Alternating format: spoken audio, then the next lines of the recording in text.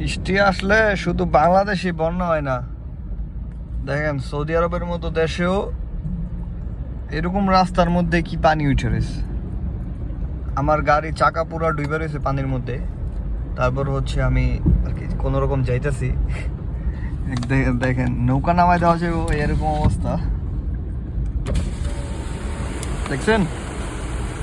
নৌকা নামায় দেওয়া যাবে পুরা, নৌকা নামায় দিলে সুন্দর করে চলতে পারবো। আমাদের ঢাকার মতো, ঢাকাতে যেমন বৃষ্টি হলে নৌকা নামায় দেয় না, এরকম হচ্ছে নৌকা নামায় দেওয়া যাবো। দেখেন বৃষ্টি হয়েছে এখানে, এরকম পরিমাণও বৃষ্টি হয় না, সামান্য বৃষ্টি হয়। আর সামান্য বৃষ্টিতেই মনে করেন যে এই অবস্থা। আর যদি বাংলাদেশের মতো বৃষ্টি হইতো সৌদি আরবে, তাহলে সৌদি আরব আর খুঁজে পাওয়া যেত না।